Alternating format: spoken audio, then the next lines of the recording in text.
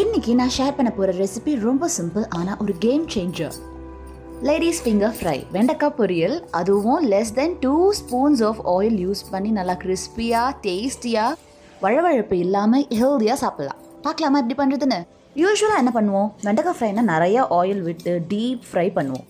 நல்லா டேஸ்ட்டாக இருக்கும், ஆனால் ரொம்ப கில்ட்டியாக இருக்கும். என்னடா அது வெண்டைக்காய் உடம்புக்கு நல்லது, ஆனால் நம்ம நிறைய ஆயில் விட்டு சாப்பிட்றோம், அதில் எல்லா சத்துமே போயிடும் நல்லா ஃப்ரை பண்ணும்போது. அண்ட் ஆயிலும் நிறைய கண்டென்ட் நம்ம உடம்புக்குள்ளே போகும், which is not at all healthy. நானும் இதே மாதிரி தான் பண்ணுவேன் முன்னாடி, பட் இப்போ மாறியாச்சு. ஒரு சூப்பர் சிம்பிள் டிப், ஒரு கேம் சேஞ்சர்னே சொல்லலாம். பார்த்துட்டே இருங்க. இப்போ கடாயில் நம்ம லைட்டாக ஆயில் விட்டு, அதான் லெஸ் தென் 2 ஸ்பூன்ஸ் தான் ஊற்றிருக்கேன். அதில் நம்ம கட் பண்ணி வச்சுருக்க வெண்டைக்காயை போட்டு நல்லா ஃப்ரை பண்ண வேண்டியது தான். ஃபர்ஸ்ட் எதுவுமே ஆட் பண்ணாதீங்க. ஒரு 5 மினிட்ஸ் ஒகேஷ்னலாக ஸ்டிர் ஃப்ரை இந்த மாதிரி பண்ணிகிட்டே இருங்க. Yes, finally the game changer. அந்த டிப் என்னென்னு பார்த்துடலாம். கர்ட், தயிர். எஸ், இந்த தயிர்னால நம்மளுக்கு இந்த வழவழப்புலாம் இல்லாமல் சூப்பராக ஆயிலே யூஸ் பண்ணாமல் வெண்டைக்காய் சூப்பராக ஃப்ரை ஆகிடும். அண்ட் அந்த ஸ்லைமினஸ் சூப்பராக டிஸப்பியர் ஆகிடும். அதே மாதிரி வெண்டைக்காவை வாஷ் பண்ணிவிட்டு நல்லா ட்ரை பண்ணிவிட்டு கட் பண்ணிவிட்டு போடுங்க. தண்ணி இருந்தால் தான் அந்த ஸ்லைமினஸ் இருக்கும். ஸோ முடிஞ்ச வரைக்கும் தண்ணி இல்லாமல் ட்ரையான வெண்டைக்காவை போடுங்க. அண்ட் நம்ம அந்த தயிர் போட்டு ஃப்ரை பண்ணும் போதே நீங்கள் கண்ணில் பார்ப்பீங்க அது விசிபிள் ரிசல்ட்ஸ், ஸ்லைமினஸ் போகிறது. அப்புறம் சில்லி பவுடர் பிளெயின்.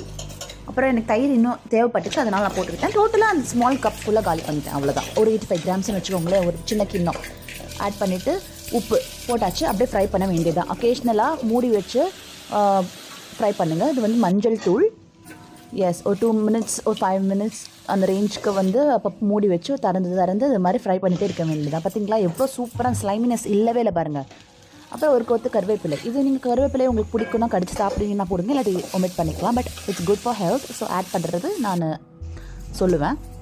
ஸோ கீழே அந்த மசாலாலாம் ஒட்டும். ஸோ நீங்கள் ஒரு கையில் ஒரு இடுக்கி மாதிரி வச்சுட்டு இந்த மாதிரி நீங்கள் அடியிலேருந்து எடுத்து விடுங்க. ஓகேவா? பாருங்கள், இது எல்லாமே அந்த கிறிஸ்பினஸுக்கான இது.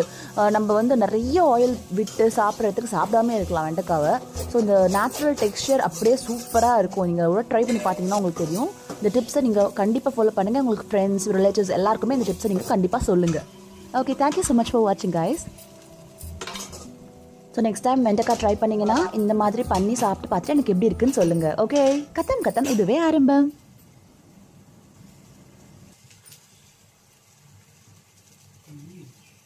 டேஸ்ட்லாவே இவ்வளோ தானே இருக்குது. டேஸ்ட் பண்ணி பாருங்க. அந்த இது வாசமா அந்த இதுவும் சேர்ந்தே இருக்குன்னா இந்த ஒரிஜினல் வெண்டைக்காயோட டேஸ்ட்டு அந்த கலர் மாறாமல்